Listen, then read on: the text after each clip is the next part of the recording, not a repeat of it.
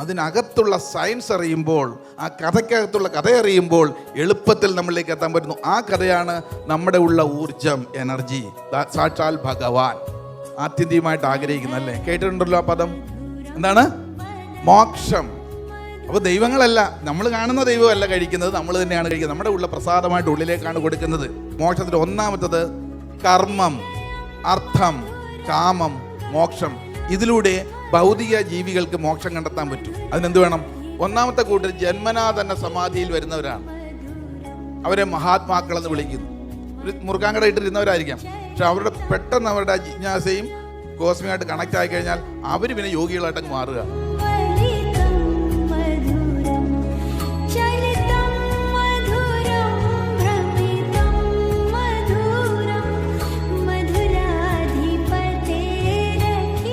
നാലാണോ? ആദ്യത്തെ ഏതായിരുന്നു? ജിജ്ഞാസ. രണ്ടാമത്തത് ഗുരുസമാഗമം. 3 സാധന, സ്വാധ്യായം. 5-ാമത്തതാണ് അനുഭവം. അനുഭവം കിട്ടി ഉറച്ചുറച്ച് വരുമ്പം അടുത്ത പടിയിലേക്ക് എത്തുന്നു. അടുത്ത പടിയാണ് അനുഭൂതി. എല്ലായിടത്തും നമുക്ക് ഈ പ്രപഞ്ച രഹസ്യത്തെ അനുഭവിക്കാൻ പറ്റുന്നു, കാണാൻ സാധിക്കുന്നു. നമുക്ക് മുൻപിലുള്ള ഓരോ ജീവനും എൻ്റെ തന്നെ ഭാഗമാണ് എന്ന് അറിയാൻ സാധിക്കുന്നു. അതുകൊണ്ടാണ് നമ്മൾ പരസ്പരം, പ്രത്യേകിച്ച് ഭാരതീയ സംസ്കൃതിയിൽ, നമ്മുടെ ഓപ്പോസിറ്റ് നിൽക്കുന്ന ആളെ കാണുമ്പോൾ, വരുന്ന ആളെ കാണുമ്പോൾ അവരെ പോലും നമ്മൾ വിഷ് ചെയ്യുന്നത് ഇങ്ങനാണോ? നമിക്കുന്നു. എങ്ങോട്ട്? ഹൃദയഭാഗത്തേക്ക്. എൻ്റെ മുന്നിൽ നിൽക്കുന്ന ഈശ്വരനെയാണ് ഞാൻ സ്തുതിക്കുന്നത്, നമിക്കുന്നത്. അതുകൊണ്ട് നമിക്കാൻ കിട്ടുന്ന അവസരങ്ങൾ ക്ഷേത്രത്തിലല്ല പോകേണ്ടത്, നമ്മുടെ മുന്നിൽ വരുന്ന ഓരോരുത്തരുടെ മുന്നിൽ നമസ്കരിക്കുക. ഈശ്വരനെ തൊഴുവാൻ ദേവാലയത്തിൽ പോയില്ലെങ്കിലും നമ്മുടെ മുന്നിൽ നിൽക്കുന്ന ഓരോ ജീവാത്മാക്കളും, അതുകൊണ്ടാണ് നമ്മൾ നദികളെ തൊഴുന്നതും അല്ലെങ്കിൽ മലകളെ തൊഴുന്നതും വൃക്ഷങ്ങളെ തൊഴുന്നതും. അതിനുള്ള ജീവനിലാണ് തൊഴുന്നത്. അടുത്ത ശത്രുവാണെങ്കിലും ആ ഉള്ളിലൊരു ജീവൻ തുടിക്കുന്നുണ്ടെങ്കിൽ അത് ദേവനാണ്. ഈ ഒരു സങ്കല്പത്തിലാണ് നമ്മൾ ഓരോരുത്തരെയും 2 കൈയും കൂപ്പി തൊഴുന്നത്. അപ്പോൾ അതിന് തൊഴാൻ കിട്ടുന്ന അവസരങ്ങൾ നമ്മൾ നഷ്ടപ്പെടുത്തണോ? ഇനിയും ഈ ഒരു പുതുവർഷത്തിൽ ആ ഒരു തീരുമാനമെങ്കിലും ആദ്യം ഉണ്ടാകട്ടെ. നമ്മുടെ സമാന മനസ്കരായിട്ടുള്ളവരെ ക്ഷേത്രങ്ങളിലായിക്കോട്ടെ, നാട്ടുവഴിയിലായിക്കോട്ടെ, വീട്ടിലാണ് കാണുമ്പോൾ എന്ത് ചെയ്യണം? ഒന്ന് തൊഴുതേക്കണം. ഒരനുഗ്രഹം സ്പോട്ടിൽ കിട്ടുകയാണ്. പക്ഷേ ഇത് നമ്മൾ ഇപ്പം മനസ്സിലാക്കിയതൊക്കെ കുറേശ്ശെ അപ്ലൈ ചെയ്യാവുള്ളൂ. അല്ലാതെ ഇന്ന് വീട്ടിലോട്ട് ചെല്ലുമ്പം നേരെ തൊഴുതൽ എന്തായിരിക്കും? അല്ലാതെ തന്നെ അല്പം പിരിയാണ്. അതിൻ്റെ കൂടെ മുഴുവട്ടായിട്ട് വന്നിട്ടുണ്ട്, ആ ബാക്കിൻ്റെ ഒരു പരിപാടിക്ക് പോയിട്ട് വന്നതേ ഉള്ളൂ എന്ന് പറയും. അപ്പോഴും നമ്മൾ ഉള്ളുകൊണ്ട് പറയണം, യെസ്, ഞാൻ വിജയിച്ചുകൊണ്ടേയിരിക്കുന്നു, ഞാൻ മാറിക്കൊണ്ടേയിരിക്കുന്നു. അപ്പോൾ ഭക്തി എന്ന് പറഞ്ഞാൽ തുടക്കം ഗ്രൗണ്ടാണ്. ഒരു സ്റ്റെപ്പ് കെട്ടണമെങ്കിൽ എന്ത് വേണം? ഒരു ഗ്രൗണ്ട് വേണ്ടേ? ആ ഗ്രൗണ്ടിൽ നിന്ന് എന്താണെന്ന് ജിജ്ഞാസ വരണം. ഇന്ന് പക്ഷേ ജിജ്ഞാസയില്ല. ഭക്തി ആചരിക്കുന്നുണ്ട്. ലോക ജനതയിൽ 95% ആൾക്കാരും ഏതെങ്കിലും മതവിശ്വാസത്തിലൂടെ പോകുന്നവരായിരിക്കാം. ഏതെങ്കിലും വിശ്വാസത്തിലൂടെ. അത് ഭക്തി മാർഗത്തിലാണ്. അതിൽ നിന്ന് ഒരു പടി പോലും ഉയർന്നിട്ടില്ല. അപ്പോൾ ഒരു ഗ്രൗണ്ടാണ് ഭക്തി. ഈ ഭക്തിയിൽ വളരുന്നതിനാവശ്യമായ സിസ്റ്റംസാണ് ഡിസൈൻ ചെയ്തിരിക്കുന്നത് എല്ലാ മതങ്ങളിലും. ഇവിടെ മതത്തെപ്പറ്റി പരാമർശമുണ്ടായി, ചോദ്യങ്ങൾ വന്നു. എന്താണ് മതം? മതം എന്നാൽ അഭിപ്രായം എന്നാണ് അർത്ഥം. രാഷ്ട്രീയത്തിൽ എൻ്റെ മതം ഇതെന്ന് പറഞ്ഞാൽ എൻ്റെ അഭിപ്രായം ഇതാണ്. ഈ വിഷയത്തിൽ എൻ്റെ മതം എന്ന് പറഞ്ഞാൽ എൻ്റെ അഭിപ്രായം ഇതാണ്. അപ്പോൾ ദൈവത്തെ സംബന്ധിച്ചുള്ള കൺസെപ്റ്റിൽ എൻ്റെ മതം എന്ന് പറഞ്ഞാൽ ഇതാണ്. എല്ലാ മതങ്ങളും, ചില മതങ്ങളിലൂടെ നമുക്ക് മനസ്സിലാക്കാൻ എളുപ്പമാണല്ലോ. ഓരോ മതങ്ങൾ, നമ്മൾ ജനിച്ചു വന്ന സംസ്കാരമില്ലേ, അതിലൂടെ നമ്മൾ കണ്ടും കേട്ടും വളർന്ന ആ വഴിയിലൂടെ പോകാൻ പലർക്കും എളുപ്പമാണ്. അതുകൊണ്ടാണ് ചില സ്ലോട്ടുകളായി മതങ്ങൾ നിശ്ചയിച്ചിരിക്കുന്നത്. ഒരു പ്ലാറ്റ്ഫോമിലോട്ട് കയറാൻ 4 ലാഡറുകളുണ്ടെന്ന് വിചാരിക്കുക, ഗോവണികൾ. ഏത് ഗോവണിയിലൂടെ കയറിയാലും ആ പ്ലാറ്റ്ഫോമിലെത്തുന്നത്. ഇന്ന ഗോവണിയിലൂടെ മാത്രം പോയാലേ പറ്റുള്ളൂന്നുണ്ടോ? ഇല്ല. അപ്പം മതങ്ങൾ എന്ന് പറഞ്ഞാൽ ആ കാണാൻ പറ്റാത്ത ശക്തിയെ അവിടേക്ക് എത്താൻ, തിരിച്ചറിഞ്ഞെത്താനും ഉപയോഗിക്കുന്ന ചില മാർഗങ്ങളാണ്, അല്ലെങ്കിൽ അഭിപ്രായമാണ്. ചില അഭിപ്രായങ്ങളിലൂടെയാണ് ഓരോ സ്ഥലത്തേക്ക് എത്തപ്പെടുന്നത്. ചിലർക്ക് ചില അഭിപ്രായങ്ങളോട് പറഞ്ഞാലേ മനസ്സിലാവുള്ളൂ. അത് ക്രിസ്ത്യൻ മതമാണേലും ജൈന മതമാണേലും ഹിന്ദു മതമായാലും ഇസ്ലാം മതമായാലും ഓരോ മതങ്ങളിലും അഭിപ്രായങ്ങളിലൂടെ ദൈവത്തിലേക്ക് എത്തുന്ന ഒരേ വഴിയാണ്. പക്ഷേ പറയുന്ന എല്ലാവരും ഒന്ന് തന്നെ. ഒന്ന് ശ്രദ്ധിച്ച് നോക്കിയേ. എല്ലാ മതങ്ങളിലും എന്താ പറയുന്നത്? ദൈവത്തിന് ഒരൊറ്റ കാര്യമല്ലേ ഉള്ളൂ, സ്വഭാവം. എന്താ ദൈവത്തിൻ്റെ സ്വഭാവം? രൂപമുണ്ടോ? ഇല്ല. നിരാകാരിയാണ്, നേരത്തെ പറഞ്ഞു. സർവ്വവ്യാപിയാണ്, സർവശക്തനാണ്. ഇതൊക്കെയാണ് എല്ലാവരും പറയുന്നതല്ലേ. അനൽഹ സൃഷ്ടാവ് നിന്റെ ഉള്ളിലിരിക്കുന്നു, പരിശുദ്ധാത്മാവ് നിന്റെ ഉള്ളിൽ കുടികൊള്ളുന്നു, തത്വമസി നിന്റെ ഉള്ളിൽ കുടികൊള്ളുന്നു, എല്ലാവരും പറയുന്നുണ്ട്. പക്ഷേ സഞ്ചരിക്കുന്ന വഴി ചിലർക്ക് ആ വഴിയിലൂടെ പോയാലേ എളുപ്പത്തിൽ മനസ്സിലാവുള്ളൂ. അപ്പം മതങ്ങൾ മോശമാണോ? ആണോ? ഒരു മുല്ലവള്ളി ആണെങ്കിലും പടർന്നു കയറാൻ ഒരു കിളിഞ്ഞൽ മരം വേണം. പക്ഷേ ഇവിടെ വരുന്ന കുഴപ്പം, ഇതിനകത്തുള്ള സയൻസ് അറിഞ്ഞില്ലെങ്കിൽ നമ്മളെ അറിയുന്നവർ പറ്റിക്കുന്നു. ഇതാണ് സംഭവം. നമ്മൾ പലപ്പോഴും മതങ്ങളിൽ പഠിപ്പിക്കുന്നത് ആകാശത്തിനപ്പുറം ഇരിക്കുന്ന ഒരു കൺസെപ്റ്റ് നേരെ വന്ന് നമ്മളെ രക്ഷിക്കുക എന്നുള്ളതാണ്. കാരണം അതിനെ കാണാൻ പറ്റില്ലല്ലോ. ആൾക്കാർക്ക് കാണുന്ന രൂപത്തിൽ മനസ്സിലാക്കാനാണ് എളുപ്പം ഇഷ്ടവും. അത്ഭുതങ്ങളിലാണ് വിശ്വസിച്ചിരിക്കുന്നത്. നിങ്ങളൊരു കാര്യം കൃത്യമായിട്ട് ആലോചിച്ചോ, നിങ്ങളുടെ ഉള്ളിലുള്ള ആ ശക്തിയെ പോളിഷ് ചെയ്ത് നിങ്ങളുടെ തന്നെ ഊർജ്ജത്തെ, ഊർജ്ജത്തെ കൃത്യമായ ഡയറക്ഷനിൽ വിട്ടെങ്കിൽ മാത്രമേ ഈ പ്രപഞ്ചത്തിൽ നിന്നെല്ലാം നമ്മളിലേക്ക് വരികയുള്ളൂ. യാതൊരു സംശയമില്ല. ഇവിടെ ദൈവം എന്ന് പറയുന്നത് കണ്ടറിഞ്ഞ് ചെയ്യുന്ന ആളല്ല. നമ്മളെ പണ്ടുതൊട്ടേ പഠിപ്പിച്ചിട്ടുണ്ട് പല മതങ്ങളിലും. എന്താണ്? ദൈവം സൃഷ്ടിച്ചതല്ലേ, എല്ലാം പുള്ളി നോക്കിക്കോളും, ഞാനിവിടെ സുഖമായിട്ടിരുന്ന് ഉറങ്ങാം. ഇന്ന് വരെ ഒരു ദൈവവും വിളിച്ചുണർത്തി 10 ലക്ഷം രൂപ തന്നിട്ടില്ല. അതെങ്ങനെ നേടണമെന്നുള്ള ബുദ്ധി നിന്നാണ് ഇങ്ങോട്ട് വിട്ടത്. പക്ഷേ മറ്റ് ജീവജാലങ്ങൾക്ക് ആ ബുദ്ധി കൊടുത്തിട്ടില്ലെങ്കിലും അതുങ്ങൾക്കുള്ള ഇവിടെ ഒരുക്കി വെച്ചിട്ടുണ്ട്. എന്തുകൊണ്ടാണെന്നറിയോ? മറ്റ് ജീവജാലങ്ങൾക്ക് അത് പറഞ്ഞിരിക്കുന്ന ആയസ് കിട്ടാൻ കാരണം. പട്ടിയും പശുവും പൂച്ചയും എല്ലാത്തിൻ്റെ ഏകദേശമൊക്കെ മനുഷ്യർ വളർത്തുന്ന പശുവും പട്ടിയും പൂച്ചയൊക്കെ ഇടയ്ക്ക് ചത്തുപോകുള്ളൂ, അല്ലെ എന്തെങ്കിലും അപകടത്തിൽപ്പെടണം. അല്ലാതെ ജീവജാലങ്ങളെല്ലാം അതുങ്ങൾക്ക് പറഞ്ഞിരിക്കുന്ന ആയുസ് വരെ പൂർണ്ണമായിട്ട് പോകുന്നുണ്ട്. മനുഷ്യന് പറ്റുന്നുണ്ടോ? 30 വയസ്സാകുമ്പോഴേ ഹാർട്ട് അറ്റാക്ക് വന്ന് പോകുന്നു, പല രോഗങ്ങൾ. എന്താ കാരണം എന്നറിയാമോ? ഈ മറ്റ് ജീവജാലങ്ങൾക്ക് ഈ ദൈവത്തെ അറിയില്ല, അതുകൊണ്ട് ഭയവും ഇല്ല. മനുഷ്യൻ ഭയത്തിൽ നിന്നാണ് ദൈവവിശ്വാസത്തിലേക്ക് വരുന്നത്.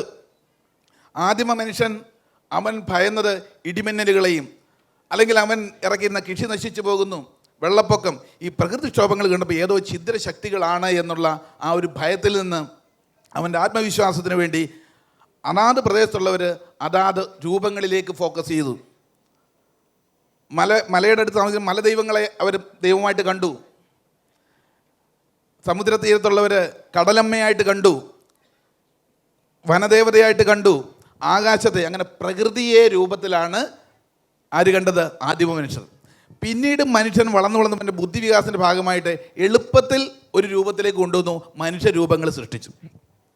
അതുകൊണ്ടാണ് മഹാനായ കവി എഴുതിയിട്ടുണ്ടല്ലേ, മനുഷ്യൻ മതങ്ങളെ സൃഷ്ടിച്ചു, മതങ്ങൾ ദൈവങ്ങളെ സൃഷ്ടിച്ചു, മനുഷ്യനും മതങ്ങളും ദൈവങ്ങളും കൂടി ഭൂമി പങ്കുവെച്ചു. ഇവിടെ നാശമായി. ഇതെല്ലാം മനുഷ്യനായിട്ട് സൃഷ്ടിച്ചു കൊണ്ടുവന്നില്ലേ? എളുപ്പത്തിനാണ്. പക്ഷേ ഈ തത്വം അറിഞ്ഞില്ലെങ്കിൽ അവിടെയാണ് മനുഷ്യൻ്റെ പരാജയം. വിശ്വാസം എന്ന് പറയുന്നത് നമുക്ക് ആശ്വാസം തരുമെങ്കിൽ അതേ മുറുകെ പിടിക്കാം, ഒരു കുഴപ്പമില്ല. പക്ഷേ അതിൻ്റെ സയൻസോട് അറിയുമ്പോൾ മാത്രമേ പ്രകാശം ശരിക്കെത്തുള്ളൂ. ഞാൻ ഒരു ഉദാഹരണം പറഞ്ഞാൽ നമുക്ക് മനസ്സിലാകും. കൂരിരുട്ടത്ത് നമ്മൾ പെട്ടിരിക്കുകയാണ്, കുറ്റാക്കുറ്റിരുട്ട്. ഒരടി പോലും മുൻപോട്ട് വെക്കാൻ പറ്റില്ല, അത്ര ഇരുട്ടാണ്. പക്ഷെ വിദൂരതയിൽ ഒരു വെളിച്ചം കാണാം. നമ്മുടെ ഗ്രാമം അവിടെയാണ്, അവിടേക്ക് പോകണം. നിങ്ങൾ അങ്ങനെ വിഷമിച്ച് ചെയ്യുമ്പോൾ കാലുകൊണ്ട് തടവിയപ്പം ഒരു വടി കിട്ടി, ഒരു ബലമുള്ള സ്ട്രോങ് ആയിട്ടുള്ളൊരു വടി, ഒരു കമ്പ്. ആ കമ്പ് നമ്മൾ കിട്ടിയപ്പോഴോ അല്പം ആശ്വാസമായില്ലേ? ഇരുട്ടത്താണേലും നമുക്ക് കുത്തി അല്പം മുൻപോട്ട് നീങ്ങാം, അല്ലേ? ഒരു ബലമായി. ഇതാണ് വിശ്വാസം. ഇരുട്ടിൽപ്പെട്ട ആളുടെ ഒരു വടി കിട്ടിയതുപോലെയാണ് ഓരോ വിശ്വാസങ്ങളും. അങ്ങനെ വിശ്വാസത്തിലൂടെ നീങ്ങുന്നവരാണ് നമ്മൾ. പക്ഷേ വളരെ സ്ലോയിലല്ലേ പോകുന്നത്. പോകുമ്പോൾ ഭയമുണ്ട്. കാര്യം എന്താ? ഇരുട്ടാണ്. മറ്റ് ജീവികൾ വരുമെന്നറിയില്ല. ഇരുട്ടിനെ ഭയമാണെന്ന് മനുഷ്യർക്ക്. പക്ഷെ അങ്ങനെ പോകുന്ന ആളുടെ കയ്യിലേക്ക് ഒരു വിളക്ക് കത്തിച്ച് തന്നാൽ എങ്ങനെ ഇരിക്കും? ഈ വിളക്ക് എന്ന് പറഞ്ഞാൽ അന്ധകാരത്തെ ഉടനെ മാറ്റുന്നു ആ പ്രദേശത്തെ. അപ്പോഴോ അന്ധകാരം മാറുമ്പോൾ ഭയം അകലുന്നു. അജ്ഞാനം ലഭിക്കുമ്പോൾ, ഒരു വസ്തുതയുടെ കാര്യം അറിയുമ്പോൾ, ഭയം മാറുമ്പോൾ, നമ്മുടെ കയ്യിൽ വിശ്വാസത്തിൻ്റെ ഊന്നുവടിയും അതിനകത്തുള്ള കാര്യവും അറിയുമ്പോൾ എളുപ്പത്തിൽ നമ്മുടെ ലക്ഷ്യത്തിലേക്ക് എത്താൻ സാധിക്കും. അപ്പോൾ ഈ മതപരമായി നമ്മൾ കൊണ്ടു നടക്കുന്ന എല്ലാം ഒരല്പം സം എക്സ്റ്റെൻറ്റ് വരെ മുന്നോട്ട് പോകാമെങ്കിൽ അതിനകത്തുള്ള സയൻസ് അറിയുമ്പോൾ, ആ കഥയ്ക്കകത്തുള്ള കഥ അറിയുമ്പോൾ എളുപ്പത്തിൽ നമ്മളിലേക്ക് എത്താൻ പറ്റുന്നു. ആ കഥയാണ് നമ്മുടെ ഉള്ള ഊർജം, എനർജി, സാക്ഷാൽ ഭഗവാൻ. പക്ഷേ ഈ ഭഗവാനെ പറ്റി പറയുമ്പോൾ പലർക്കും പല വെർഷൻസൊക്കെ ഉണ്ട്. ഈ ഭഗവാൻ അങ്ങനെ രക്ഷിക്കുമായിരുന്നു, എല്ലാവരെയും ഒരുപോലെ എന്താ രക്ഷിക്കാതെ സംരക്ഷിക്കുക, ചിലരെ മാത്രം എന്താ ഒരു ഇത് കൊടുക്കുന്നത്, ചിലർക്ക് മാത്രമല്ല ചില വ്യത്യാസങ്ങളൊക്കെ ഉള്ളൂ. അതിനാണ് മനുഷ്യൻ വീണ്ടും ചിലതൊക്കെ ജ്യോതിഷത്തിലേക്ക്, ഇവിടെ ഇപ്പോൾ ഇതിനെ പറ്റിയുള്ള ഡിസ്കഷനൊക്കെ വരുന്നുണ്ട്. ചില വിശ്വാസങ്ങളിലൂടെയാണ് പലരും നമ്മളെ പിടിച്ചു നിന്ന് പോകുന്നത്. അതിൻ്റെയൊക്കെ സൂക്ഷ്മമായ തലത്തിൽ പല അർത്ഥങ്ങളുമുണ്ട്. അതിൻ്റെ സയൻസൂടെ മനസ്സിലാക്കി പോകുമ്പോൾ തീർച്ചയായിട്ടും നമുക്ക് എവിടെയും എത്താൻ സാധിക്കും. അപ്പോൾ വിശ്വാസം എന്നത് ഊന്നുവടിയും അതിനകത്തുള്ള സയൻസ് അറിയുമ്പോൾ അതാണ് സ്പിരിച്വൽ സയൻസ്. ആ സ്പിരിച്വൽ സയൻസ് അറിഞ്ഞ് നിങ്ങൾ ചെയ്തുകൊണ്ടിരിക്കുന്ന ഏത് ആചാരം അനുഷ്ഠാനമാണെങ്കിലും അതിലൂടെ നമുക്ക് ഈ ജന്മത്തിൽ തന്നെ അഭിവൃദ്ധി പ്രാപിക്കാൻ സാധിക്കും. മോക്ഷമാണ് എല്ലാവരും ആത്യന്തികമായിട്ട് ആഗ്രഹിക്കുന്നത്, അല്ലേ? കേട്ടിട്ടുണ്ടല്ലോ ആ പദം. എന്താണ് മോക്ഷം? എന്താ ഈ മോക്ഷം എന്ന് പറഞ്ഞാൽ നമ്മൾ ഇത്രയും നാളും ഭക്തിയിൽ മനസ്സിലാക്കിയിരിക്കുന്നത് മോഹത്തിൻ്റെ ക്ഷയം. അത് മോഹം എപ്പോഴാണ് നമ്മുടെ നശിക്കുന്നത്? നമ്മുടെ ചിന്തകൾ അസ്തമിക്കും, മരിക്കുമ്പോഴല്ലേ? അല്ലെങ്കിൽ മോക്ഷം എന്ന് പറയുന്നത് ഭഗവാന്റെ അടുത്തേക്ക് ചെല്ലുമ്പോൾ മോക്ഷം കിട്ടുമെന്നാണ്. ശബരിമലയ്ക്ക് പോകുമ്പോൾ പലപ്പോഴും താളത്തിൽ ശരണം വിളിച്ച് പോകാറില്ലേ? കെട്ടും കെട്ടി ആരെ കാണാൻ, സ്വാമിയെ കണ്ടാൽ. അങ്ങനെ പോയി കുറേ നാൾ പൊയ്ക്കൊണ്ടിരുന്നപ്പോൾ സ്വാമി ഉടനെ അങ്ങ് പ്രത്യക്ഷപ്പെടുക. ഇവിടെ കേശവ, നീ കുറേ നാളായിട്ട് മോക്ഷം ചെയ്താൽ ഇപ്പം അങ്ങ് മോക്ഷം തരാൻ പോകാന്ന് പറഞ്ഞാലോ? കേശവൻ എന്ത് പറയും? ഇപ്പം വേണ്ട, അടുത്ത പ്രാവശ്യം അല്ലെങ്കിൽ വീട്ടിലോട്ടൊന്ന് വിളിക്കട്ടെ. അപ്പോൾ എവിടെ പോയി നമുക്ക് മോക്ഷം? മോഹത്തിൻ്റെ ക്ഷയം മരിച്ച ശേഷമല്ല, ഇവിടെ നമ്മൾ ഈ ഭൗതിക ജീവിതത്തിൽ ജീവിക്കുമ്പോൾ എന്തെല്ലാമാണോ നമുക്ക് ചുറ്റുമുള്ളതെല്ലാം, ആ മോഹങ്ങളെല്ലാം ഇവിടെ നിങ്ങൾ ക്ഷയിപ്പിച്ച് വേണം ഇവിടെ ജീവിക്കാൻ. രണ്ടാമതൊരു ഓപ്ഷനില്ല. ഇതുപോലെ പിന്നീടുണ്ടാകാം പുനർജന്മം, അതിനെപ്പറ്റിയൊക്കെ നമുക്ക് വേറൊരു വിഷയമാണ്. ഇല്ല.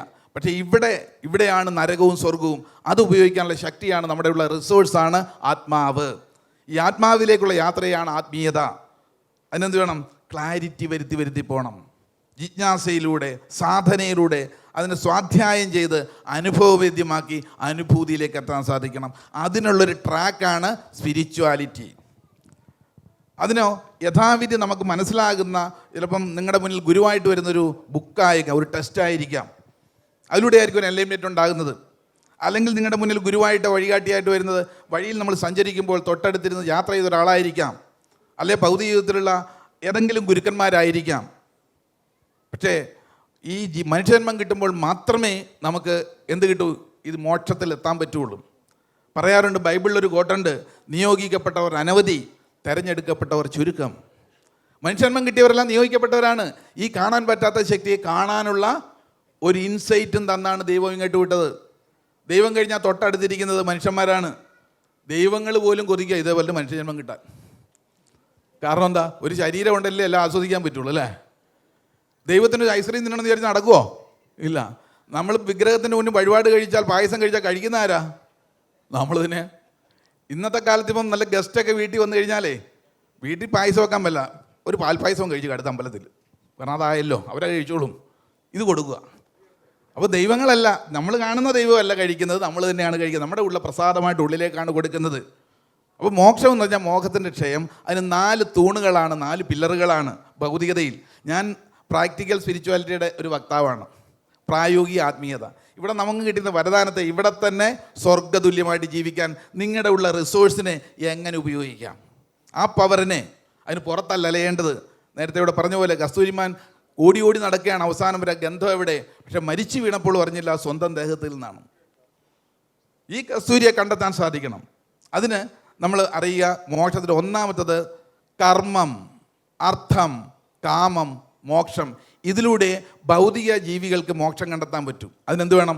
ഒരു കർമ്മം നമ്മൾ ചെയ്യണം, ഒരു തൊഴിൽ കണ്ടെത്തണം. നമ്മുടെ ഓരോരുത്തരുടെ ഉള്ളിലും വ്യത്യസ്ത കഴിവുകളുണ്ട്. Every person is unique in this world. ഒരാളെ പോലെ മറ്റൊരാളുണ്ടായിട്ടില്ല. അപ്പോൾ നിങ്ങളിലുള്ളൊരു കഴിവ് മറ്റൊരാൾക്കില്ലാത്തതാണ്. അതിനെ നമ്മൾ പരിപോഷിപ്പിച്ച് കഴിഞ്ഞാലോ, അത് ആവശ്യമുള്ളവരുണ്ട് ഈ ലോകത്ത്. ആ ആവശ്യമുള്ളവർക്ക് വേണ്ടിയിട്ട് ഇത് നമ്മൾ എക്സ്പ്ലോർ ചെയ്ത് കഴിഞ്ഞാലോ ആവശ്യമുള്ളവർ നിങ്ങളെ തേടി വരും. അത് ഒരുപക്ഷെ നിങ്ങളൊരു അച്ചാറുണ്ടാക്കുന്ന സ്കില്ലായിരിക്കും നിങ്ങൾക്കുള്ളത്, ഒരു ഫുഡ് ഉണ്ടാക്കുന്നതായിരിക്കാം, അല്ലെങ്കിൽ വാക്കുകൾ കൊണ്ട് പ്രചോദിപ്പിക്കാൻ കഴിവുണ്ടാകാം, അല്ലെങ്കിൽ നിങ്ങൾക്ക് നല്ലവണ്ണം ഡ്രസ്സ് ചെയ്യിക്കാൻ അറിയുന്ന ആളായിരിക്കാം. അങ്ങനെ ഒരുപാട്. ഇന്ന് കോവിഡിന് ശേഷം എത്രയോ ആൾക്കാരാണെന്നറിയാമോ ഈ തിരശ്ശീലയ്ക്ക് പിന്നിൽ നിന്നവർ വളരെ പെട്ടെന്ന് സെലിബ്രിറ്റികളും അവരവരുടെ രംഗത്ത് തട്ടകും വാഴുന്നത്. നമ്മൾ പറഞ്ഞു കോവിഡ് എന്ന് പറയുന്നത് കലികാലത്തിൻ്റെ ഏറ്റവും വലിയ സംഹാരതാണ്ഡവമാടിയ സംഭവം എന്ന് പറയുമെങ്കിലും അത് ശ്രദ്ധയോടെ ഉപയോഗിച്ചവർ ഇവിടെ സ്വർഗ്ഗതുല്യമാക്കിയിട്ടുണ്ട്. ഒരുപക്ഷെ ഇതേപോലെയുള്ള നമ്മളൊക്കെ ഈ വിഷയങ്ങൾ പോലും അറിഞ്ഞ കോവിഡിന് ശേഷമാണല്ലേ ഇങ്ങനെ ചില സംഗതികളുണ്ടെന്നും ഇങ്ങനെയുള്ള ആൾക്കാരെയൊക്കെ പരിചയപ്പെടാനും ഒക്കെ പറ്റുന്നുണ്ടാ ഇങ്ങനെയുള്ള പ്ലാറ്റ്ഫോമുകൾ നമ്മൾ കാണാനും ഉപയോഗിക്കാനും തുടങ്ങിയിട്ടുണ്ടല്ലോ. അപ്പോൾ അത് അനുഗ്രഹമാണ്. നമ്മൾ എന്തിനെ നോക്കിക്കാണുന്നോ അതേപോലെയാണ്. അപ്പം ആദ്യം ഒരു കർമ്മം നമുക്കുണ്ടാകണം. ഒരു സ്കില്ല് നിങ്ങളുടെ ഉള്ളിലുണ്ട്, മറഞ്ഞിരിക്കുന്ന ഒരു നൈപുണതയുണ്ട്, അത് കണ്ടെത്തുക. അതിലൂടെയോ അർത്ഥസമ്പാദനം, നല്ല അർത്ഥം. എപ്പോഴും സമ്പത്തിനെ പറ്റി ചിന്തിച്ചാൽ സാമ്പത്തിക പോരും, യാതൊരു സംശയമില്ല. പക്ഷേ നല്ല സമ്പത്ത് എന്നുള്ളത് മനസ്സിൽ വെക്കണം. നല്ല സമ്പത്ത് നമ്മളിൽ വന്നാലോ നല്ല ഉപയോഗങ്ങൾക്കത് നമ്മളത് കരകവിഞ്ഞ് ഒഴുകുമെന്നുള്ളതാണ്. ചീത്ത മനസ്സിനുടമകളിലേക്ക് സമ്പത്ത് കൂടിയാൽ അത് നാശത്തിന്, സർവനാശത്തിനും വിതയ്ക്കുന്നു. നല്ല സമ്പന്നരുടെ ഉള്ളിലേക്ക്, നല്ല മനസ്സിനുടമകളിലേക്ക് നല്ല സമ്പത്ത് വന്നാലോ അത് ഒരുപാട് കാര്യങ്ങൾക്ക് വേണ്ടി ഈ പ്രകൃതിക്കും ഗുണമുണ്ടാകുന്നു. അപ്പം നല്ല സമ്പത്ത് എന്തിലൂടെ ഉണ്ടാകണം? നമ്മുടെ കർമ്മത്തിലൂടെ. കർമ്മം, അർത്ഥം, അതിലൂടെ കാമം തീർക്കണം. കാമനകൾ എന്ന് പറഞ്ഞാൽ നമ്മുടെ ആഗ്രഹങ്ങൾ. അത് നമ്മൾ 5 വർഷമായിട്ട് ഓടിച്ചുകൊണ്ടിരിക്കുന്ന ഒരു മാരുതി കാറാണ്, ചില തകരാറൊക്കെ ഉണ്ട്. അപ്പം വിചാരിക്കുകയാണ്, അപ്പുറത്തെ വീട്ടിൽ നല്ലൊരു വാഹനം, വീട്ടിലുള്ളവരെല്ലാം പറയും നമുക്ക് മേടിച്ചു കൊടുക്കുന്ന ആഗ്രഹമുണ്ട്, പക്ഷെ സമ്പത്തില്ല. പക്ഷെ ആഗ്രഹം തീർക്കണം. നമ്മുടെ കർമ്മത്തിലൂടെ ലഭിച്ച സമ്പത്ത് കൊണ്ട് ആ വാഹനമായിക്കോട്ടെ, വീടായിക്കോട്ടെ, പുരോഗതി ആയിക്കോട്ടെ, ഇതെല്ലാം തെറ്റല്ല.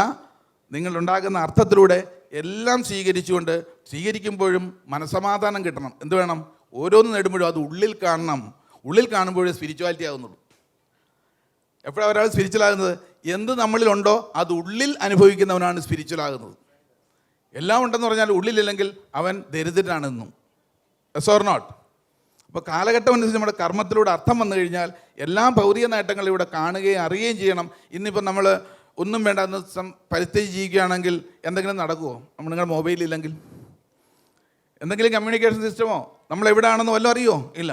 അപ്പോൾ കാലോചിതമായ മാറ്റങ്ങൾക്കനുസരിച്ച് കാമനകൾ തീർക്കുകയും അത് നമ്മൾ അനുഭവിക്കുകയും ചെയ്തു പോകുമ്പോഴാണ് മോക്ഷം കിട്ടുന്നത്. അപ്പോൾ ഇവിടെ തന്നെയാണ് എന്നെന്ത് വേണം? 4 സ്റ്റെപ്പുകളാണ്. ഒന്നാമത്തെ കർമ്മം, അർത്ഥം, കാമം, മോക്ഷം. അങ്ങനെ പടിപടിയായിട്ട് ഇവിടെ തന്നെ മോക്ഷത്തിൽ പോകുമ്പോഴാണ് നമ്മളെല്ലാവരും സമാധിയിലെത്തുന്നത്. ധീ എന്ന് കേട്ടിട്ടുണ്ടോ? ധീ എന്ന് വെച്ചാൽ ബുദ്ധി. സമാധി എന്ന് പറഞ്ഞാൽ നമ്മൾ കേട്ടിരിക്കുന്നത് യോഗിവര്യന്മാരൊക്കെ മരിച്ചു കഴിയുമ്പോൾ അവരെ അടക്കുന്ന സ്ഥലം. മരിക്കുമ്പോഴല്ല, നമ്മുടെ ബുദ്ധിയും പ്രപഞ്ച ബുദ്ധിയും തമ്മിൽ ലയിക്കുന്ന ഒരു അവസ്ഥയാണ് സമാധി. അത് ജീവിച്ചിരിക്കുമ്പോൾ തന്നെ ഈ കണക്ഷൻ കിട്ടിയവരെല്ലാം സമാധിസ്ഥരാണ്. നമ്മളെല്ലാം സമാധിസ്ഥരുടെ ഭാഗമായിട്ടുള്ളവരവിടെ ഒത്തുകൂടിയത്. നമ്മുടെ ബുദ്ധിയും പ്രപഞ്ച ബുദ്ധിയായിട്ട് അലൈൻഡാക്കാനുള്ള വ്യഗ്രതയുള്ളവരെല്ലാം സമാധിസ്ഥരായിട്ട് പോകുന്നു. ആ സമബുദ്ധിയിലെത്തിയാലോ പുതിയതായിട്ട് നമുക്കൊന്നും പഠിക്കേണ്ട ആവശ്യമില്ല. എല്ലാ നോളജും ഇവിടെ ഉണ്ട്, അത് നമ്മളുമായിട്ട് കണക്റ്റഡ് ആകും. പക്ഷെ അവിടേക്ക് എത്താൻ ചില പഠനങ്ങൾ വേണം. ആ പടിപടിയായിട്ട് വരുമ്പം ഇപ്പോൾ ഇവിടെ തന്നെ ഒരുപാട് ആൾക്കാർ പ്രസൻറ്റ് ചെയ്യുന്നവരുണ്ട്, പഠിപ്പിക്കുന്നവരുണ്ട്, മാസ്റ്റേഴ്സ് ഉണ്ട്, ഹീലേഴ്സൊക്കെ ഉണ്ട്. നമ്മൾ പഠിച്ചതൊന്നുമല്ല ചില സമയത്ത് നമ്മളിലേക്ക് ഒഴുകി വരുന്നത്. അതിനപ്പുറമുള്ളത് പ്രപഞ്ചത്തിൽ നിന്ന് സ്പിരിച്വൽ കോഡിലൂടെ നമ്മളിലേക്ക് എത്തപ്പെടുന്നു. അതിന് പടിപടിയായിട്ടുള്ള ഒരു ശ്രമമല്ലേ ആവശ്യം വരുന്നു. എപ്പോഴും നമ്മൾ എത്തണമെന്നുണ്ടെങ്കിൽ ആ ഒരു മനുഷ്യജന്മം കിട്ടുമ്പോൾ മാത്രമേ സാധ്യമാകുകയുള്ളൂ. അത് ഒന്നാമത്തെ കൂട്ടർ ജന്മനാ തന്നെ സമാധിയിൽ വരുന്നവരാണ്. അവരെ മഹാത്മാക്കളെന്ന് വിളിക്കുന്നു. മനുഷ്യജന്മത്തിലാണ് ജനിക്കുന്നതെങ്കിലും ജനിക്കുമ്പോൾ തന്നെ അവരുടെ ബുദ്ധിയും പ്രപഞ്ച ബുദ്ധിയായിട്ട് കണക്റ്റഡ് ആയിരിക്കും. അതുകൊണ്ട് അവർ അമാനുഷികമായ പല കാര്യങ്ങളും ചെറുപ്പത്തിലേ കാണിക്കുകയും പറയുകയും ചെയ്യും. അവരെ മറ്റുള്ളവർ വിചാരിക്കും എന്തോ കുഴപ്പമുള്ള കുഞ്ഞാണല്ലോ ഇത്. മാതാപിതാക്കൾക്ക് പിടികിട്ടുന്നില്ല. മഹാപുരുഷന്മാരുടെ ബാല്യകാലങ്ങൾ നമ്മൾ ശ്രദ്ധിച്ചാൽ അറിയാൻ പറ്റും. അവരൊക്കെ എന്തെന്നില്ലാത്ത ഒരു ക്യൂരിയോസിറ്റി ആയിട്ടാണ് ജന്മനാ തന്നെ സംസാരിച്ച് തുടങ്ങുന്ന വലിയ വലിയ കാര്യങ്ങളാണ് പറയുന്നത്. അപ്പോൾ ഈ കുഞ്ഞിന് എന്തോ ബുദ്ധിക്ക് കുഴപ്പമുണ്ടെന്നല്ലേ ചിന്തിക്കുള്ളൂ. അവർ ഇൻ്റലക്ച്വലായിട്ട് വളർന്ന അവരെ വിളിക്കുന്ന പേരാണ് മഹാത്മാക്കൾ. അങ്ങനെ ഒരുപാട് മഹാത്മാക്കളെ കാലാകാലങ്ങൾ അങ്ങനെ ഉദയം ചെയ്യാറുണ്ട്. അവരുടെ ശരീരം വെടിയാറുമുണ്ട്. രണ്ടാമത്തെ കൂട്ടർ ജനിക്കുമ്പോഴറിയുന്നതല്ല, പിന്നോ ഇടക്കാലം കൊണ്ട് ഇതേപോലെ പെട്ടെന്ന് അവർ ഇൻസൈറ്റ് കിട്ടും, കണക്റ്റഡ് ആവും. അതുവരെ ഒരു പക്ഷേ സാധാരണ പേപ്പർ വിറ്റ് നടന്നവരായിരിക്കാം, ഒരു മുറുക്കാങ്കട ഇട്ടിരുന്നവരായിരിക്കാം. പക്ഷെ അവരുടെ പെട്ടെന്ന് അവരുടെ ജിജ്ഞാസയും കോസ്മികമായിട്ട് കണക്റ്റ് ആയിക്കഴിഞ്ഞാൽ അവർ പിന്നെ യോഗികളായിട്ടങ്ങ് മാറുകയാണ്. അങ്ങനെയാണ് ഇടക്കാലം കൊണ്ട് ചിലർ മഹാത്മാക്കളാവും. മൂന്നാമത്തെ കൂട്ടർ ആദ്യത്തെ 2 പടിയല്ല, ജനിക്കുമ്പോഴായിട്ടില്ല, രണ്ടാമതുമായിട്ടില്ല. നമ്മളിവിടെ ഇരിക്കുന്നവർ ഏതിൽപ്പെടും? ഇത് രണ്ടും വിട്ടോ? പിന്നെന്താ മൂന്നാമത്തെ പടി? അതായത് ജിജ്ഞാസയിലൂടെ, പഠനത്തിലൂടെ, പരിശീലനത്തിലൂടെ അതിലേക്ക് എത്തും, എൻലൈറ്റഡ് ആകും. ഒക്കെ 3 രീതിയിലാണ് മനുഷ്യജന്മം കിട്ടുമ്പോൾ എൻലൈറ്റ്മെൻറ്റ് കിട്ടുന്നത്. ഒന്ന് ജന്മനാ എൻലൈറ്റഡ് ആകുന്നവരുണ്ട്, രണ്ടാമത്തെ കൂട്ടർ ഇടക്കാലം കൊണ്ട് എൻലൈറ്റഡ് ആകും, മൂന്നാമത്തെ കൂട്ടർ by the way of training പരിശീലനത്തിലൂടെ എക്സ്പീരിയൻസ് ബിക്കം എക്സ്പെർട്ടൈസ് ആകും.